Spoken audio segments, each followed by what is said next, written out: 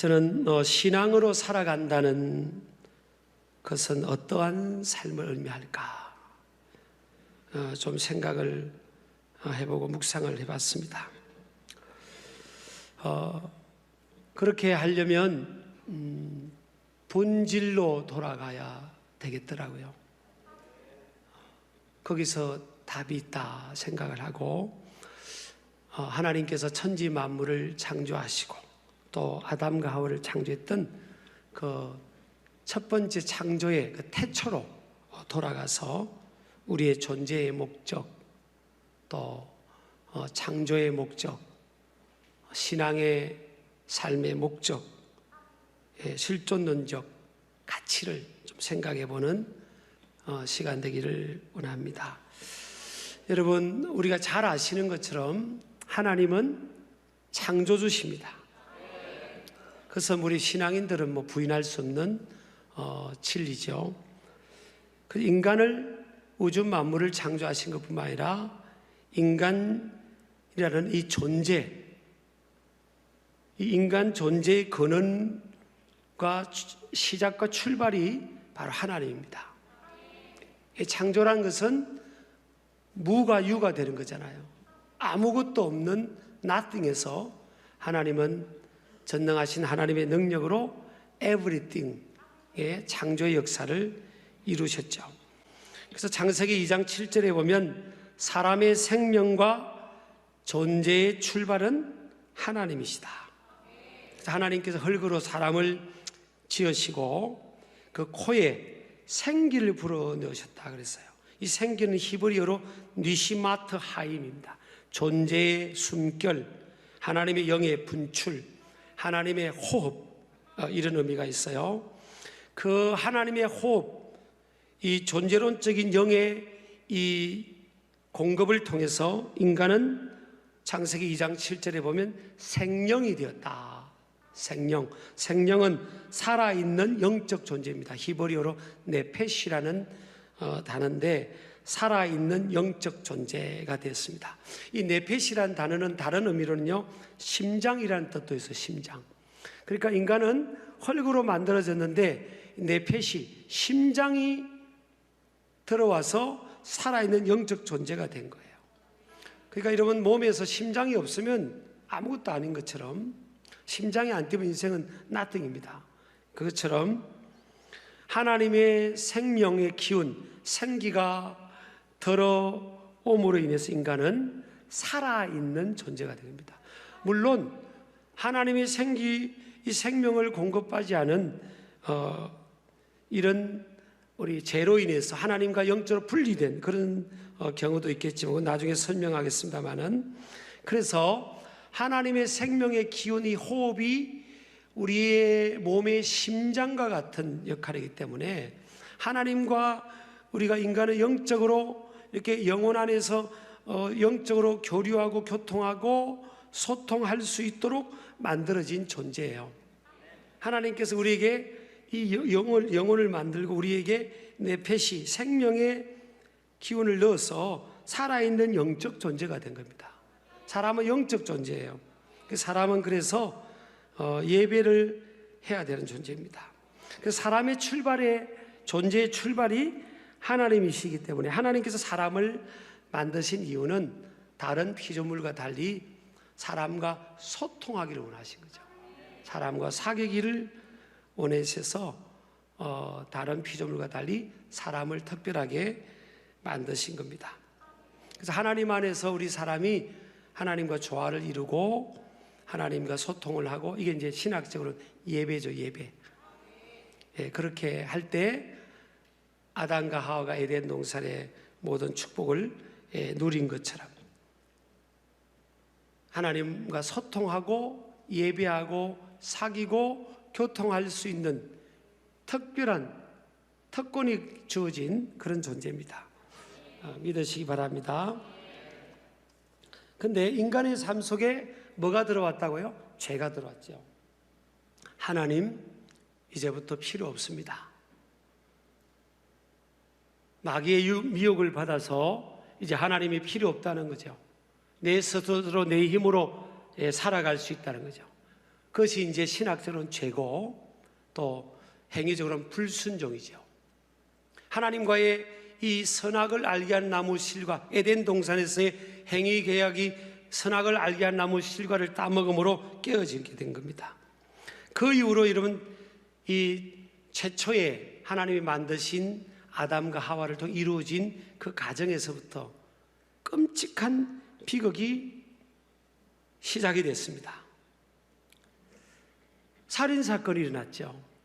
아담과 하와가 낳은 아들 가인이 동생 아벨을 시기 질투해서 죽여버립니다. 인간은 하나님과 관계가 깨어짐으로 인해서 그때부터 죄가 우리의 삶 속에 시작된 겁니다. 사람은 하나님과 바른 관계를 맺을 때만 살아있는 영적 존재가 되는 것입니다. 사람이 죄와 불순종으로 인해 하나님과의 관계가 깨어지게 되면 사람은 생명나무에 접근할 수 없게 되어 영적으로는 죽은 상태가 됩니다. 육적으로는 살아있을지 몰라도 로마서 6장 23절에 보면 죄의 싹은 사망이라 그랬어요. 죄의 값은 사망. 이 사망은 영적으로 하나님과 분리된 관계를 말하고, 또 죄로 인해서 하나님은 생명나무 실과를 접근할 수 없도록 하나님께서 우리 인간이 접근할 수 없도록 천사를 통해서 이렇게 막았죠. 그게 이제 창세기 3장에 나옵니다.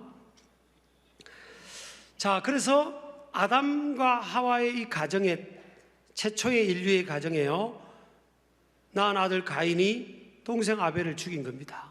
아벨은 경건한 자손이었고 가인은 육적인 자손이었죠. 한 부모 밑에도 경건한 자손이 있고 육적인 자손이 있는 거예요. 근데 그래서 이제 아벨이 죽고 하나님은 다시 그 가정에 셋이라는 아들을 줍니다. 창세기 4장 25절 26절에 보면 하나님께서 아담이 다시 자기 아내와 동침하며 그가 아들을 낳아 그의 이름을 셋이라 하였으니 이는 하나님이 내게 가인이 죽인 아벨 대신에 다른 씨를 주셨다 함이며. 그 다음 읽겠습니다. 26절요. 셋 또 아들을 낳고 그의 이름을 에노스라 하였으며 그때 사람들이 비로소 여호와의 이름을 불렀더라. 셋 때부터 자, 아벨이 경건한 자손인데 경건한 자손 아벨이 죽고 하나님께서 감사하게도 셋을 주셨는데 셋이 경건한 자손이었어요. 그때 사람들이 비로소 여호와의 이름을 불렀다고 했습니다. 셋을 통해서 자손들이 또 번창하게 됐는데 그 자손들이 여호와의 이름을 불렀다. 비로소 여호와의 이름을 불렀다. 경건한 자손입니다. 그러니까 아담과 하와를 통해서 이제 보세요. 가인의 계통의 자손들이 형성이 됐고요. 이거는 불경건한 자손들, 비신앙적 자손들이에요. 아벨이 죽고 나서 셋이라는 자손, 하나님께서 자녀를 주셔서 그 셋을 통해서 경건한 자손들이 형성이 된 겁니다. 왜냐하면요, 오늘 창세기 6장 2절에 보면 하나님의 아들들이 사람의 딸들의 아름다움을 보고 자기들이 좋아하는 모든 여자를 아내로 삼는지라 그랬잖아요. 그래서 하나님의 아들들이 사람의 딸들의 아름다움을 보고 있는데 이 하나님의 아들들, 사람의 딸들, 이게 하나님의 아들들은 이 셋의 계통을 통해서 나오는 경건한 자손을 말합니다. 경건한 자손들이 이제 죄가 간영하면서 사람의 딸들은 뭐예요? 가인의 후예들입니다. 비경건한, 불경건한 자손들하고 어울리고 섞이고 결혼하고 성적 관계성을 맺고 하는 이런 일들이 일어난 거예요. 이게 세속주의, 혼합주의, 이런 일들이 일어나게 된 겁니다. 노아 홍수 직전에. 언제 이런 일이 일어나죠?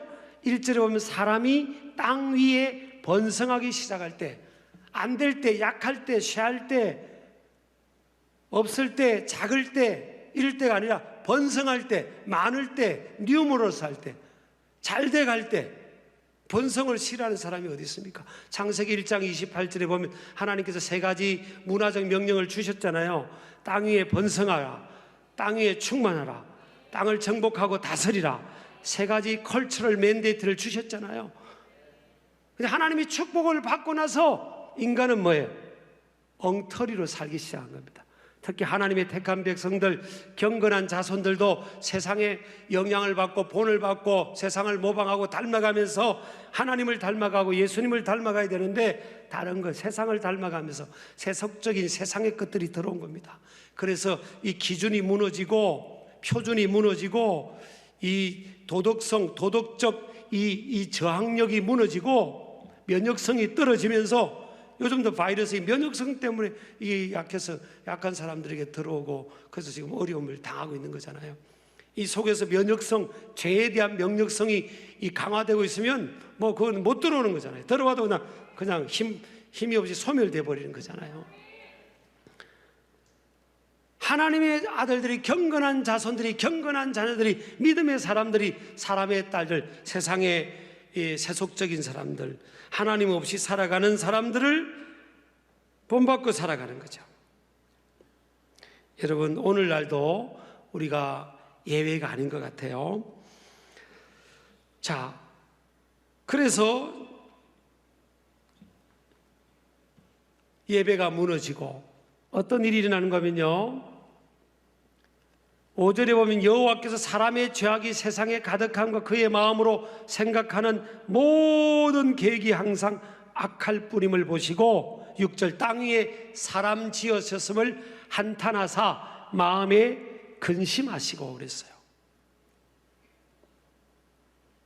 7절 보면 이르시되 내가 창조한 사람을 내가 지면에서 썰어버리되 사람으로부터 가축과 기는 것과 공중의 새까지 그리하리니 이는 내가 그것들을 지었음을 한탄합니다. 하나님이 탄식하신 겁니다. 내가 사람을 지은 것은 내가 저들과 인격적으로 만나고 다른 피조물에게 없는 하나님의 형상을 줘가지고 인격적으로 만나고 사귀고 전능하신 하나님, 우주 만물의 주인이신 그분과 하나님 우리 각자를 만나도록 만들어 주시는데 이 사람이 그 본래의 목적을 잃어버리고 세상을 지향합니다. 자, 2절도 보면 사람의 딸들의 아름다움을 본다는 거예요. 세상의 아름다움을 보는 겁니다. 세상의 화려함을 추구하는 겁니다. 세상의 외형적인 것들을 더 가치 있게 생각하는 거예요. 인간은 뭘 따라가야 되죠? 뭘 추구해야 됩니까? 뭘 봐야 돼요? 믿음의 주여 온전케 하시는 예수를 바라보고 하나님 나라를 지향해야 되는데 인간의 택한 하나님 백성들이 경건하다는 사람들이 세상을 바라보고 세상의 아름다움을 바라보고 세상의 화려한 것들을 저좋게 여깁니다. 그래서 여러분, 사람의 아들, 하나님의 아들들과 사람의 딸들, 경건한 사람과 비경건한 사람들이 섞여 살면서 섞여서 자녀를 낳았는데 네피림이 나왔어요.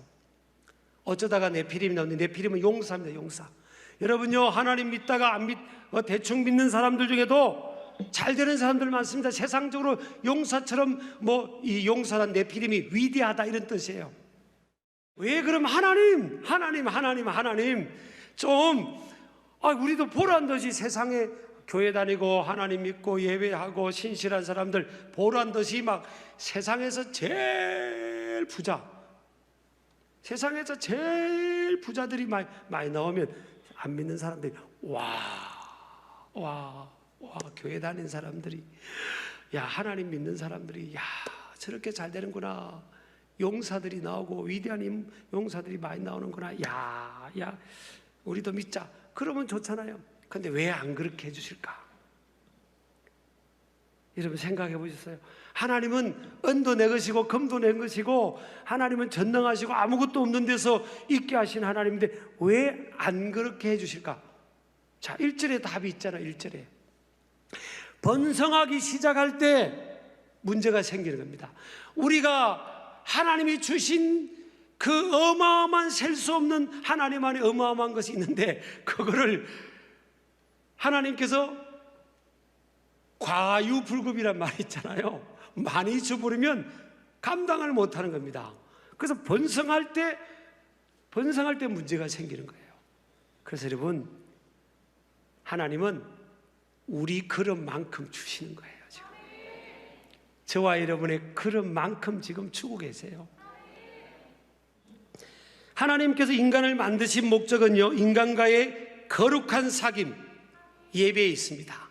이사야서 43장 21절에 보면 이 백성은 내가 나를 위하여 지었나니 나를 찬송하게 하렴이라 그랬어요. 하나님께서 우리를 지으신 목적이 뭐라고요? 하나님을 찬송하는, 예배하기 위해서 우리를 지으셨다는 거예요. 우리 창조의 목적, 하나님이 저와 여러분을 창조하신 목적, 우리 인류를 창조한 목적, 또 이 백성이라서니까 택한 백성들의 살아가는 삶의 첫 번째 목적이 뭐예요? 창조 목적이 뭐죠? 존재론적 목적, 하나님을 예배하는 겁니다. 예배가, 하나님을 예배하는 것은 인간 창조의 목적과 의미이자 또 뭐죠? 하나님의 영광을 위한 겁니다. 예배는 우리를 위한 게 아니에요. 예배는 우리 만족을 위한 게 아닙니다. 그것은 예배를 잘 하나님 앞에 드림으로 해서 주어진 하나님의 은총이고 축복인 거지. 예배의 첫 번째 목적은 뭐예요? 나를 위하여 졌다 했잖아요. 하나님이 사람을 창조할 때 하나님을 위해서 사람을 만드신 거예요. 뭘 하도록? 예배하라. 내가 너와 만나고 싶다. 네 찬양을 받고 싶다. 네 기도를 받고 싶다. 네 고백을 받고 싶다. 예배하도록 하기 위해서 하나님께서 우리를 만드신 거죠. 누구를 예배해? 나를입니다. 나를. 물론 이 세상에는 예배하는 사람들이 많죠. 황금 만능주의, 만모니즘에 있으니까 유일하신 하나님을 예배해야만 인생은, 그것이 존재론적 첫 번째, 저와 여러분이 호흡하고 살아가는 첫 번째 삶의 목적이에요. 이 기용이라는 이 존재가, 내가 이 존재하고 있는 첫 번째 목적이 뭐예요? 예배하는 겁니다. 예배. 하나님을 예배하고 찬양하라고 저를 있게 하셨고 여러분을 있게 하신 겁니다. 그래서 예배는 피조물인 인간의 존재 목적입니다. 예배의 유일한 대상은 하나님이십니다. 예배를 드리면서 오해해서는 안 되는 것은요, 예배 드리는 사람의 만족이 우선되는 가치가 아닙니다. 또 하나는요, 예배는 하나님의 만족과 하나님이 받으시는 것을 첫 번째 목표로 하고 지향해야 합니다. 또 하나는 예배는 선택이 아닌 인간의 존재 이유이자 의무입니다. 옵션이 아니에요. 우리 어디 뭐 여행사 끼고 놀러 가든지 뭐 여행을 가면 옵션이 있잖아요. 옵션. 이거 하실래요? 안 하실래요? 저거 타실래요? 안 하실래요? 타시려면 $30 내세요. 안 타시려면 내지 마셔도 됩니다. 선택사항. 그리고 예배는 선택사항이 아닙니다. 물론 제가 하나님 말씀을 전하는 이 내용에 대해서 세상의 모든 사람이 동의할 수는 없을 거예요. 그러나 하나님의 백성들은 분명히 알아야 되는 것은 예배는 선택이 아닌 의무입니다. 예배는 삶의 최우선 가치입니다. 너희는 먼저 그의 나라와 의를 구하라. 그리하면 이 모든 것을 너희에게 다하시라. 하나님의 나라, 하나님이 통치하시는 영역, 그의 의, 양 밑에 내가 있는 오를 의자, 어린 양 대신 예수님 밑에 내가 있는 것, 예수님과 연합하고 하나님의 통치를 받는 이 예배가 뭐예요? 먼저예요. 먼저 내 삶의 프라이오리티입니다. 우선순위입니다. 엘리야가 여러분 이스라엘 백성들을 이제 구원하기 위해서 능력대기를 하는데 바알과 아사랴의 850명의 거짓 선지자들하고 능력대기를 하잖아요. 그래서 이제 엘리야 차례가 됐지 않습니까? 그때 엘리야가 기도하기 전에 뭘 합니까? 이리로 가까이 오라 하고 나서 뭘 합니까? 무너진 단을 수축하라. 따라합시다. 무너진 단을 수축하라. 열왕기상 18장 30절이네요. 그가 무너진 여호와의 제단을 수축하되, 그러니까 하나님이 택한 백성들의 예배가 무너져버린 거예요. 예배를 안 드리고 살아왔던 겁니다. 택한 백성들이, 아이 목사님 어떻게 택한 백성들이, 하나님 백성들이 예배를 안 드리고 살 수가 있겠어요? 예배를 안 드릴 수 있겠어요? 그렇게 생각하죠. 신앙생활이 그렇게 여러분 쉽게 되는 게 아닙니다. 우리가 성경에 우리 믿음의 앞선 세대에 다 교훈이 있잖아요. 여러분 가나안 땅에 사사기 보면 13번이나 이들이 세상으로 갑니다. 다시 살려주면 또 세상 가고 다시 살려주면 세상. 그게 사사기예요. 사사기. 그때 엘리야가 진단을 한 겁니다. 3년 6개월 동안 이 땅에 비가 오지 않는 것은 예배가 무너졌다. 무너진 단을 수축하자. 따라합시다. 무너진 예배의 단을 수축하라. 엘리야가 정확하게 진단한 겁니다. 근데 아합은 뭐예요? 엘리야만 만나면 죽이려고 했어요. 왜 그랬죠? 저 엘리야 때문에 지금 비가 안 온다고 생각합니다. 아니에요. 엘리야 때문에 비가 안 온 게 아니라 저들의 불신앙과 교만과 우상숭배 때문에 비가 안 온 건데, 엘리야 때문에, 하나님의 사람 때문에, 믿음의 사람 때문에, 예배하는 사람 때문에 그렇다고 그 엘리야 시대 때 그랬다는 거예요. 근데 누구도 미혹됐죠? 하나님의 택한 백성들인 이스라엘 백성들이 미혹된 겁니다. 엘리야 편이 없어요. 그 다음에 엘리야 그럽니다.